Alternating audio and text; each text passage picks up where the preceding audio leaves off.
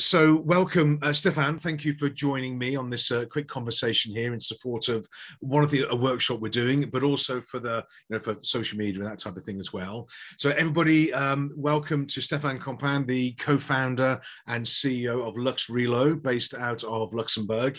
I'll let Stephane explain what he does, how they do it, and how the business started. So first up, Stephane, give us a quick overview of LuxRelo. Where did it come from? When did you start? And how's progress coming along? Hi, David. Thank you for the discussion, the interview. Yeah. We started LuxRelo because I lost my job, didn't really know what to do, struggled a bit to get interviews and to find a new job. And at one point I said, okay, why don't I set up my own job if I'm not able to find one? Yeah. Never thought to be an entrepreneur. I thought it wasn't for me. Decided to jump in and to launch a business in a field that I love, which is international mobility, relocation. Mm-hmm. And it's how it started. Really, we started the business with my wife. We didn't know where we were going to go, but we said, okay, let's go for it. I still had an employment benefit, and I thought, okay, I have time to try at least for a period of time, and we'll put all our energy into this new project. Mm-hmm. And it's how it started. So when was that? Just for everybody listening, when did you actually make the? So it was in 2016. So in January 2016, I lost my job. Yeah. Used the help of a transition coach to really, have a better idea of where I wanted to go. Mm-hmm. Get rid of all my fears and the maybe some of the bad habits of thinking. And this lady helped me to go through this. And in June, I remember I also had a lot of discussions with people, having lunch, a coffee. At that time, we didn't use a lot Zoom, but it would have been useful. So discussion with people around, where should I go? What should I try? And then I met this guy who said, oh, why don't you launch your business? And it's really, I think the tipping point where I said, well, why not, Mm-hmm. And so in June, we decided to go for it. Didn't just want to start like that. So we prepared a business plan. I studied the competition, to be sure on that the market was, the market I thought it was. Prepared the marketing, did brainstorming with the family on the name, the logo. Mm-hmm.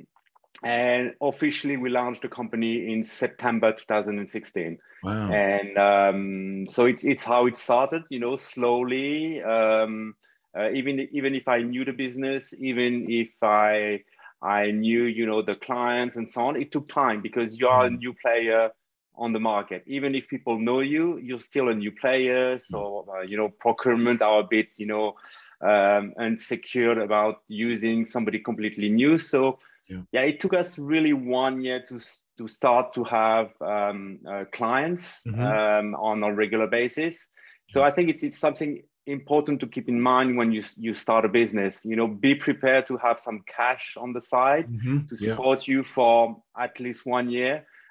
Because you're not sure that it's not, the business is not going to flow in right away. You need to build, trust with clients. You need to find suppliers and so on, depending in what type of business you are. Mm-hmm. So it's important to have some cash on the side to be sure that you can, pass this 1 year period before getting new customers. Yeah. So this is, I think we're talking about sort of entrepreneurship and leadership as well. Part of this is leadership of yourself, isn't it, as well? Because you have to lead yourself through this. So the business started, you took this sort of leap of faith, as I think, and many people listening to this have done the same sort of thing. If you like, they understand the journey. At what point then did you get to when you realized for yourself and Sandrine that you needed help and support? You started building team. When did that realization come to you first? Well, I think I met this lady who was working for one of my competitor, and I had resigned. And I remember she said, "Oh, if you need any help, I would be happy to work for you as a freelance." And at what point we noticed that we were not able to absorb all the work to assist our customers on finding homes and so on. And we talked to this lady saying, would you be happy to work for us, not on a regular basis, because for the moment we don't have enough business, and she was happy just to join the team and to have, some work. And slowly we started to work with her like that. And it just came a bit naturally. Okay. Talking about needing help, for me, what was also important is to keep training, to keep learning. So I was going to events. I was going to the American Chamber of Commerce, British Chamber, other events on the that were happening in Luxembourg. And I remember meeting this guy at one of the British Lambers lunch and saying, "Oh, I'm a coach," and blah blah blah. And he invited me to one of his workshop, and it's how suddenly I discovered that you had other people in the same situation as me, that we were able to learn from each other. Yeah. And I think that after 6 or 7 months, this guy David Holland, I've heard of him. I've heard of him somewhere. I've heard of him. Said, "Oh, I have two spots left for next year. If somebody wants to join me." And I think this was one of the best steps we did, is to have somebody external from our company, from our family, from our the people close to us. Yeah.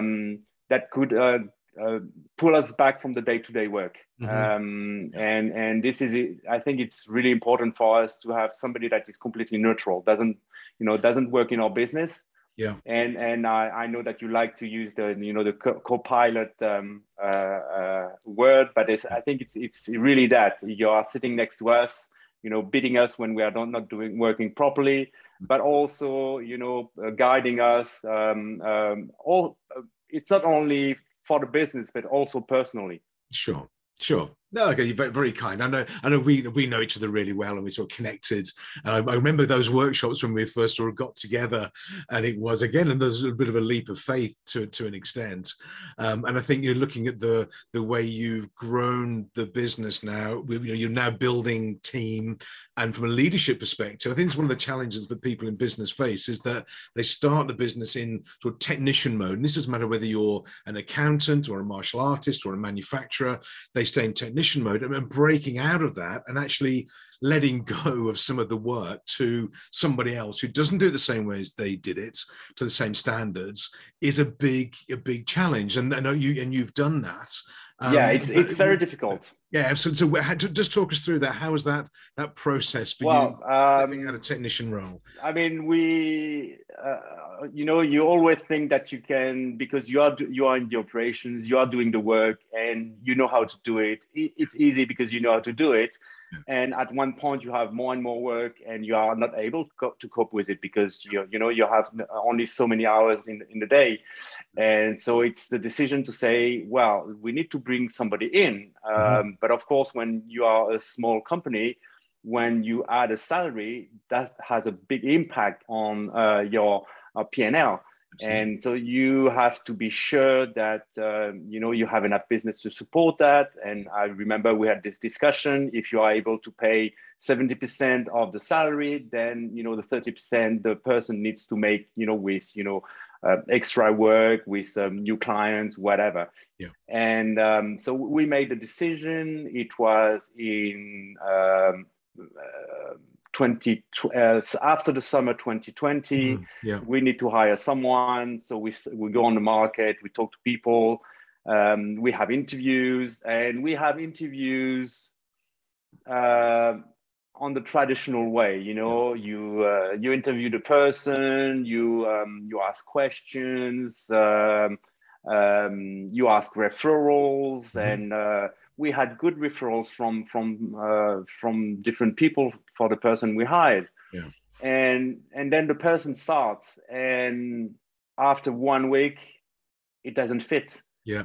Yeah. It doesn't fit our team. We completely messed up the recruitment process, and we don't have the right person. Yeah. And after 5 weeks, we have to tell the person that no, it's not going to be possible, and we have to stop because it wasn't matching the way we were thinking, the spirit of the company. Absolutely. And it was a big shock, to realize that you've lost time, that you did mistakes, and you don't really know why. And with Sandrine, we sat down and we discussed about it, saying, okay, we hired someone because of experience about with the relocation industry. Yeah. But in fact, what we need is somebody that fits into our team spirit. Absolutely. The business, we are, of course, if you are hiring in the IT sector or in the accounting sector, people need to know, how to, develop an IT program or to know some accounting. That's important. Yeah. But the person needs to fit into the team, which is, I think the number one criteria, especially in a small size company where you only have a certain number of colleagues and you need to be able to work together. And so we started the process again, and suddenly somebody came up to us saying, oh, I know this friend who is in the hospitality industry working for a hotel. And at first I said, well, no, it doesn't have anything to do with the relocation. And then said, well, hospitality industry, customer service. And then we started to interview this guy, and we said, okay, now we need to interview him differently. So we had a number of interviews. We had lunch with him. Yeah. So we sat down. Because at one point when you're having lunch with someone, it's difficult to pretend to be somebody else during the whole hour. Absolutely. So we bought a salad and ate at the office, and we had informal discussion. And suddenly, you can see who is the real person. Yeah. And it's how we decided to hire this guy, and we are really happy that he's with us. And it's the process we have now in recruiting new candidates is having a formal interview, but then ask specific questions, have lunch, have a coffee, so that the barriers just fall down, and they can show the real person. So that was reasonably recent, and then I know that new recruit started, and then what happened? Because I think this is really interesting. You took the leap of faith that you went on based on values and personality and experience, but not in the relocations business. Yeah. And as the business continued to grow, I think it's a fascinating story. Just run through what was the next steps, next stages. Well, it's we have this guy who is joining us in March at the beginning of the pandemic. Yeah. So suddenly we're hiring someone, and we are hit by the pandemic. People are not allowed to move around the globe. Yeah. And we are saying, wow, what's going to happen to us? Yeah. The reality is that it went quite well. Luxembourg didn't close down the borders, and we had more work. And suddenly, end of the summer, we have more work than we can cope with. And we said, okay, we need to hire another person. And but we sat down with David, the guy we had recruited, and said, okay, any idea in our connections, friends, colleagues, ex-colleagues that could fit? And he said, I have a lady that could really fit, but I'm not sure that she wants to move. And so we said, okay, just text her saying, would you be interested to change job? And at first the lady said, no, I don't want to change. And 5 minutes later, what is it about? And then David had lunch with her, explained the job. She said, "Oh, I could be interested." We had a series of interviews, same way, you know, about values, about customer service, and so on. And she was hired in 1 week, and joined the team. And basically at that time, she was hired to do a specific part of the admin in our business. But we realized that when she started 3 months later, she was more needed on another part of the business, which was helping me with the immigration. And I thought, you know, I can handle it. You know, it's easy. It's mostly admin. And then when I realized that, and she started to work with me, and I was able to let go, which is difficult. You know, you think, you know, I handle everything. You know, I manage it. I have my processes. But you know, the work is piling up, and you have more customers, and suddenly, you know, you're starting to make mistakes, and really to have somebody that you can trust and work with on a daily basis is just fantastic. It enables me to step back and to look at the broader picture, to look at, you know, future projects, new hiring, you know, to anticipate, because when you are working on a daily basis in the operation, basically when things happen, you are not ready, because you didn't step back to look at what's going to happen in 6 months' time. And what we've noticed is that with the pace of growth we have, we need to think about the next person we want to hire already when we hire a new person. You know, and we need that to look at 6 months, 1 year time, where we want to be. Do we want to grow or not? Those are, you know, valid questions. Sometimes you just want to say, you know, a small team, and because that's enough business, or you want to grow and you want to expand. And for that, you need to anticipate, to be ready, and to prepare yourself. And so where is LuxRelo now? We've gone from you and Sandrine, you know, the kitchen table, starting the business out. Just give us a snapshot. Where's LuxRelo now, and where do you think LuxRelo will be in the next 12 months?